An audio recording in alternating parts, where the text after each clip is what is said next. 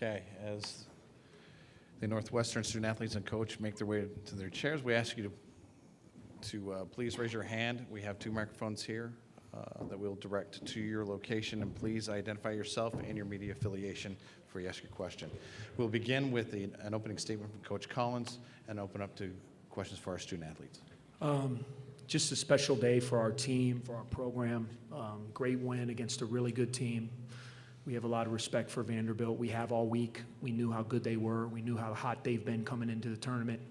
And coming out to the floor, before we answer questions, when I saw that purple in that arena, man, that was awesome. You know, just to see all the people that came cross country, came from all over the place, that have never seen this before. They willed us through. I mean, there were times I looked, I thought we were really tired, and our crowd just kept us in it. And I just want to thank everybody for coming out and supporting us. Really proud of these 2 guys. You know, Derek, obviously, throughout his career, has had his struggles with the free throws. And, you know, they wanted to go to the little hack a couple times. They just fouled him on purpose. And he went up and made 6 in a row. You know, and that's a testament to the work he does every day after practice, just hundreds and hundreds of free throws. I thought Bryant was the best player on the floor, you know, the whole game. He ran our team. He scored himself. He got other guys' shots. And certainly his 2 free throws to win it at the end were huge. So we're really excited. You know, the tournament is about one thing, trying to live to see another day. And we fortunately were able to do that. And we got to get back and get regrouped and get ready to play one of the very best teams in the country in Gonzaga on Saturday. Okay, we'll now open up to questions for our student athletes right down here at the front.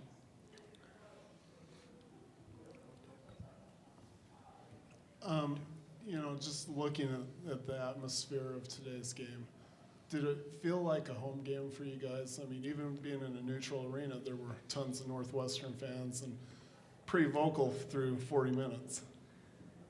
Yeah, I mean, just the atmosphere overall was amazing. And to see all that purple and the pride they had and the strength and courage that they could give us as, you know, they went on a run late in the second half was a tremendous help. And hopefully they can stick around for a little bit longer. Ian McCafferty, Inside in You. Bryant, yesterday we sort of asked you about how the tournament, a lot of people say the tournament's about guard play, about it's the time for the guards to shine. And then to go out and have a game like you did today with 25 points, sort of was that sort of in the back of your mind, and sort of what was working for you today? It wasn't in the back of my mind. I was just being aggressive and trying to find a way to help our team win. And at times we felt that we had mismatches that we thought I could take advantage of, and I think I did a fairly good job of doing that. And, you know, the way we ran offense today was pretty sharp, and just defending to get stops put us in position to win. It wasn't my individual play. Tim Ball, Northwestern. This is also for Bryant. I know you've said that in past marches you'd go to the gym and pretend that you were in the dance. How did the dream sort of compare to today, actually getting out there and playing? Yeah, it was fairly similar. You know, you don't really, if you can keep a 15-point lead, that's obviously something you want to do. But, you know, things happen, and in March, everything comes down to the last 2 minutes, it feels like. Every team's really good, and every team's going to make a push. So the vision that I had going to the gym by myself, it was similar. You know, you don't really imagine, you know, being down one and getting fouled. Very often you envision yourself, you know, hitting the game winner. But to be able to do that at the free throw line was very relaxing. Brian, to go off of that, were you surprised in that circumstance that they fouled at that point in time in the game? Yeah, I think they may have not known that they were up 1. I think it was just a miscommunication, and you know, those things happen, and you know, you kind of feel bad for them, but you know, we found a way to win and live to fight another day. Brian, gotta just follow up on that. Were you in a bit of shock when the guy grabbed you, and what were you thinking about doing at that, you know, when that happened? When he grabbed me, I was kind of surprised. I thought we were down 1 instead of up 1, so I was pushing the ball up the floor, and I was like, maybe I made a mistake. And to see that we were down one and he fouled. I just had to put my mind on making the free throws at the end, and then once I made them, it was just about getting a stop. Derek, Coach kind of talked about it, but 3 chips to the free throw line with a lot of pressure. What's going through your mind in each of those? Just focus. I feel like a lot of times when I miss my free throws, I'm not really as focused. So I just try to focus in, and, that last time out before my free throws, Coach said, it's about toughness. That was in my head the whole time. And of course, Vic Law, before every one of my free throws, he says, I believe in you, and it gives me a lot of confidence. Right here. Derek, is there any drill that you do, Coach talked about after practice, anything that you do that you try to emulate game situations, end of game situations when you're at the foul line? With our big man coach, Coach James, me and Barrett Benson, we play a game called 21, where if you miss a free throw, you are minus 2 points. If you make all net, plus 2 points, and if you miss it, you minus 1. So, I just try to envision, I can't get any minuses, so I just try to make it as best as possible. Amy. This question is for both coach and players from your different perspectives. Coach Collins is known for his kind of calm under pressure, and I just wonder if he does things or has taught you guys ways to do that for yourself, and then vice versa for Coach. I'm not sure I'm calm under pressure, but I appreciate that compliment. I wasn't making a face. Go ahead, guys. I do think he has confidence in us.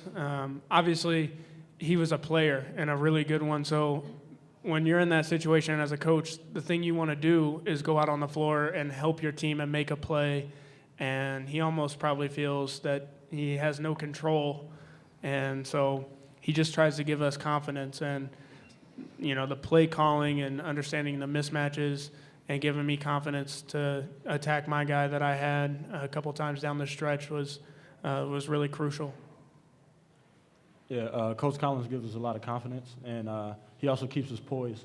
I feel like in the first half, I had a lot of turnovers. And, he just came to me at halftime and just said, it's a new half, just stay confident. We believe in you.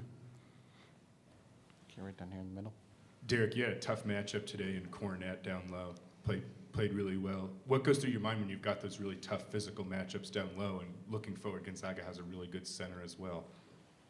Yeah, he's a great player.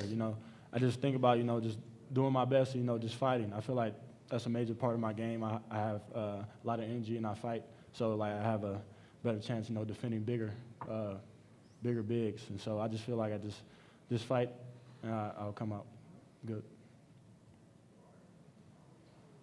Okay, any more questions for our student athletes? We have one down here.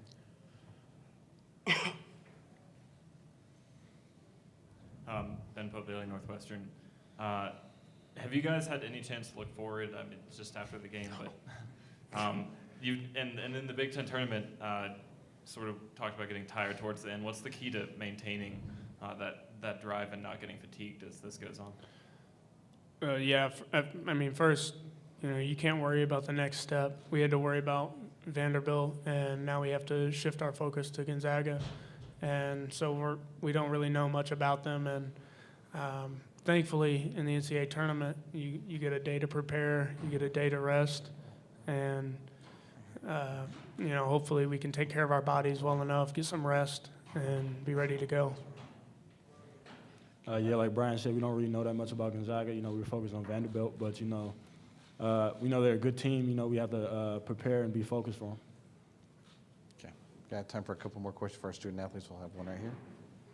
After that LaChance 3 missed, there was just a huge scrum. For both of you guys, what did you see?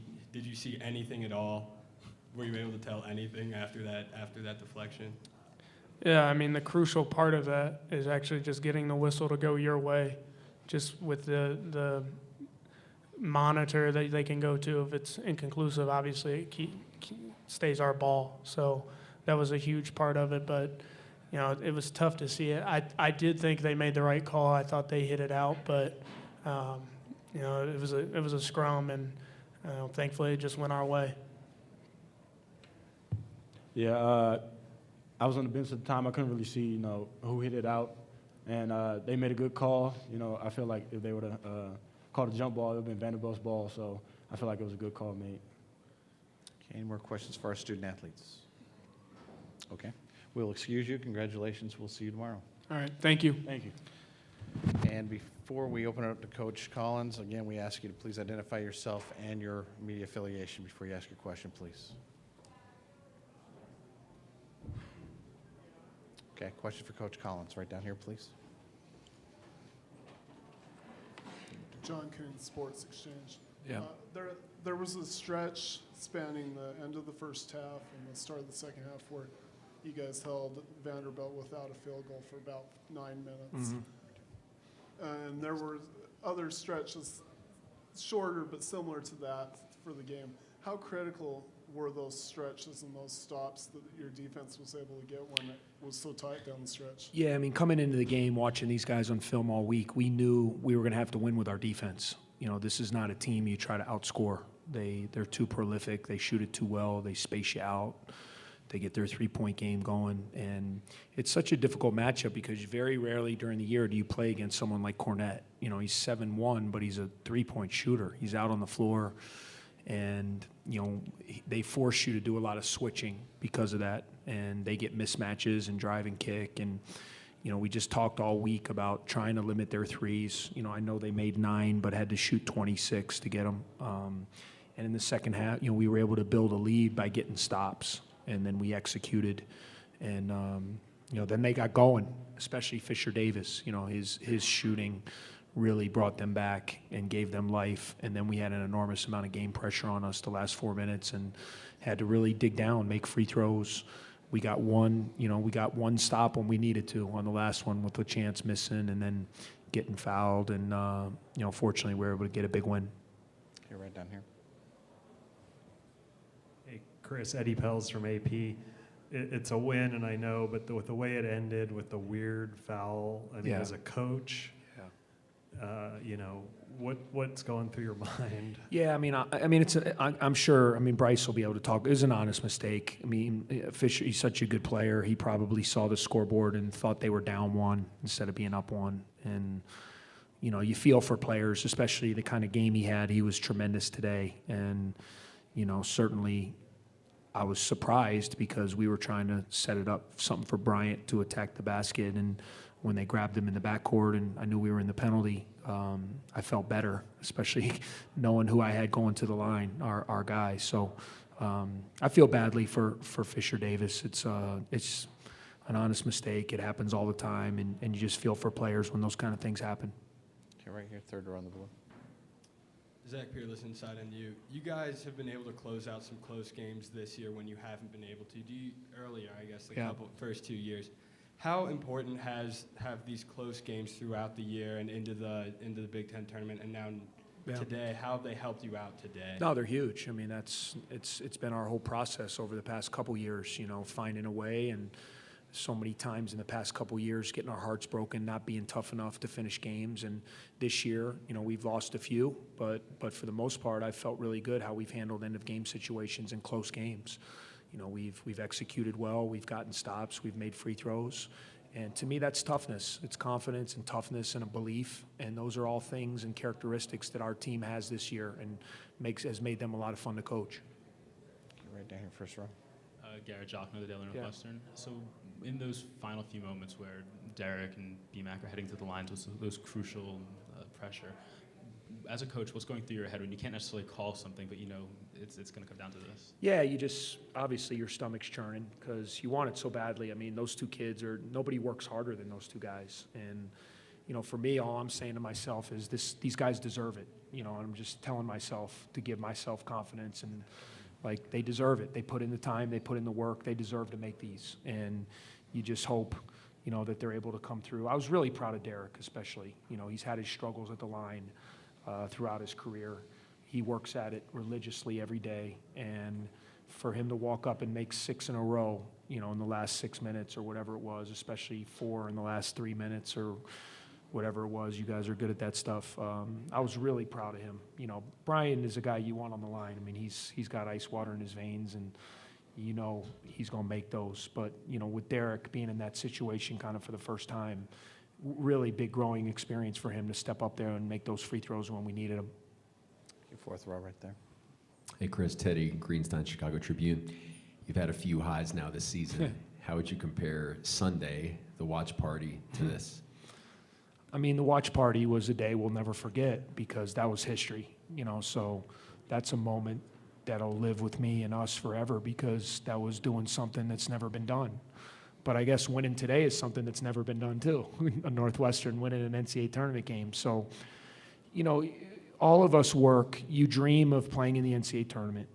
You dream of being in these games. That's why you get in the gym with these guys. It's why you put in the time. And when you dream, and I tell these guys all the time, when you dream about these games, you don't dream about losing them. You don't dream about playing scared. You don't dream about being timid. You dream about playing great. You dream about having confidence. You dream about winning. And so for those guys to go out there and have that moment, and again, with this crowd, I just can't say enough. I've been in a lot of NCAA tournaments and been a part of a lot of games, I think 50-something games as a player or a coach. When I walked out and saw all that purple out there, man, it got me for a second because it just showed what a special place we're at and how much support this team has gotten from all the NU fans and alums all over the country. Okay, first row in the blue. Tim Bulk, Northwestern. Even aside from the 2 big free throws, BMAC had a bunch of big shots in the stretch. There was the flood in the lane with like a minute left. Yep. How much do you trust him in those situations, and what do you think makes him so good in those situations? I trust him quite a lot. I've always trusted him. I've trusted him since I put the ball in his hands from day one his freshman year. The kid's a winner. He lives, breathes, sleeps this. He's passionate about winning in the game, and he wants the ball in those situations. And for us, it was just about we wanted to get the right matchups. They were doing a lot of switching. So we were just trying to get the right matchup that we thought he could exploit and get to the basket and at least get in the lane. And if he didn't score, I think the one time he missed and Derek, Cornette had to come over and help, and Derek got fouled on the weak side. So he was tremendous. I thought he was the best player on the floor today, and that's saying something because there was a lot of good players out there. Okay, right here. Natalie Lax, NBCSports.com. This team's dealt with tension and pressure a lot this season, from the Michigan game to today. Just a little bit. In those final few minutes where things got close, what were you telling the guys, especially as they went to the line? Just trying to stay calm. I always just try to use my gut instincts with my guys. What do they need at that moment? Do they need some fire? Do they need calm? Do they need poise? And, we were really calm and poised in the huddles. In the NCAA tournament, the timeouts are a little bit longer, so you have a little more time to kind of relax, talk, explain the situation, explain what we're trying to do on both ends. But, we have veteran guys out there. We have guys that have played in a lot of games, and I'd be hard-pressed to think that there was any team in the country that played with more pressure on their backs than us the last month of the season. The constant daily, will they make it? Are they going to collapse? Is this the Northwestern we're always used to seeing? And, it's for us to break through the way we did. I've noticed ever since winning that Michigan game, we've relaxed and we've gotten back to playing the way we've played all year. You don't win 24 games without playing really good basketball. And this team has done that consistently all season long. And we're just excited to see another day. I mean, that's what's great about this tournament. If you get a chance to play, it doesn't matter how you did it. You just got to try to live to see another day, and we were lucky to be able to do that tonight. Okay, third row in the red. Ian McCaffrey, Inside, and you. Coach, how good was Bryant today? So what did you see from him, even with the foul trouble, still being able to score 25 points and lead the team? I just thought he was in a really good rhythm early. I thought he had great pop today. I thought he was really, throughout the course of the Big Ten season, teams really try to wear him down. They send different guys, they double him, they trap him, they try to get into his legs. And, we felt coming the way Vanderbilt played, that's not really how they play defense. They're very good, kind of a containment man-to-man, plug gaps. So I felt like he would be able to really exploit some of those things with his rhythm and, being able to either score or find guys. And I just thought from right away, he was just really confident. He had a great look. He looked fresh. And I think it helps, too, the longer timeouts and the longer halftime. It gives him an opportunity to get a little more rest because we rely on him to do so much for us out there. Okay, we have time for a couple more questions. We'll start with the gentleman in the blue and then back row. Coach, you guys compared Vanderbilt a little bit to Michigan with their ability to shoot the three. Sure. And I know in the Michigan game, you guys tried to switch every screen. I know that caused some problems today with Cornette on McIntosh a couple of times. Yeah. But how important was that, and did you take some of those tendencies from the Michigan game and bring them here? We did. You know, actually, they run a lot of the same actions that Michigan runs with the way they play. And Michigan, obviously, with the big kid Wagner, who's very similar to Cornette. We just felt like the best thing to do. We had to eliminate his pick and pops. You know, that's his bread and butter. And if you don't switch, he's going to pick and pop. So we didn't want to switch everything. We wanted to try to get through. But our philosophy was anytime that guard got screened at all, we wanted to break it off and switch. And we were going to live with some post-ups if we could do a good job of taking away his pick and pop threes. We just thought that was such a big key to the game. Hey, Dan? Chris, you talked about those guys playing kind of a contained defense. Did they surprise you when they ran at Derek every time he touched No, the we actually knew. They do a great job of that, and we practiced against it. And sometimes, though, it's hard to simulate in practice. They're really good at it, you know, and I thought our spacing was good. But they did a great job. They got length, and they deflected and turned us over quite a few times in those double teams. And so we knew they were going to do it. We just didn't do a very good job of executing. It shows how good they are at that and how well they teach that and execute in the game. Any more questions for Coach Collins? Okay, Coach. All right, thank you, guys. Thank you. Congratulations. We'll see you tomorrow. See you.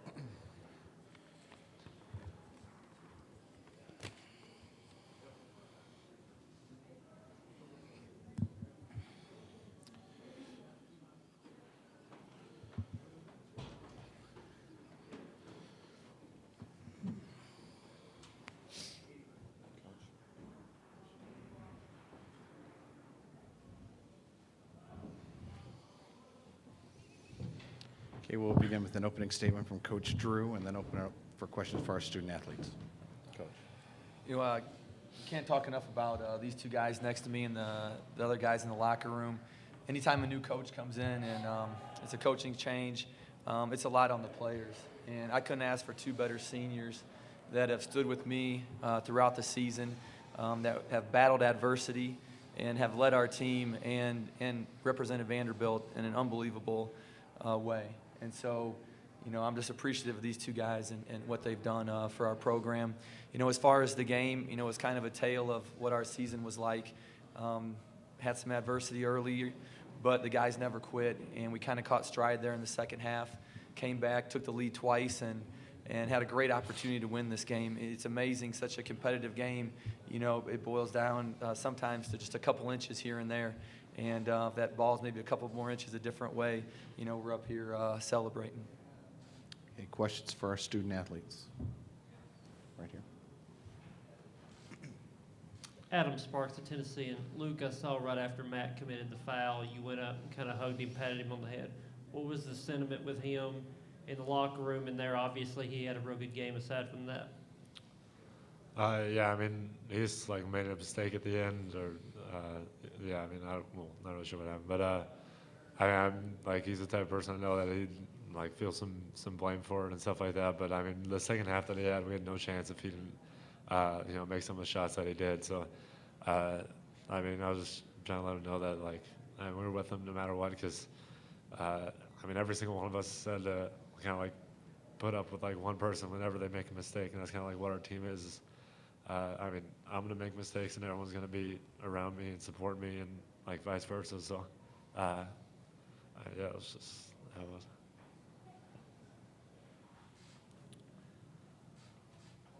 Okay, right there. Don Yates, Vandy Mania. It seemed like you guys were a little sluggish in the first half. Do you think playing in the SEC tournament 3 straight days and not playing for several days kind of affected you?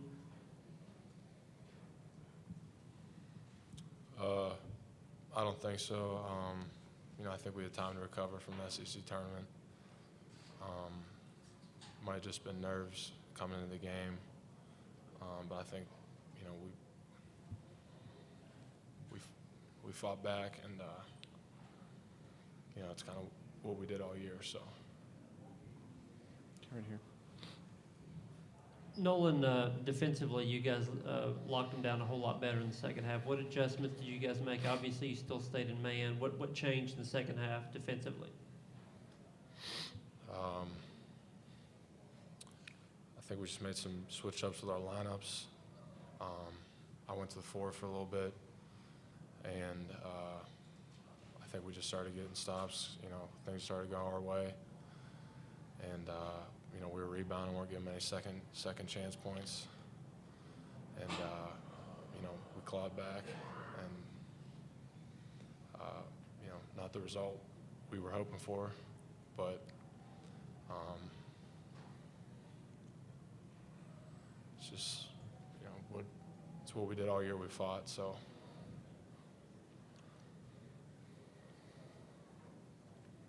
Okay, any more questions for our student athletes? Okay, we'll excuse them. Congratulations on your seasons.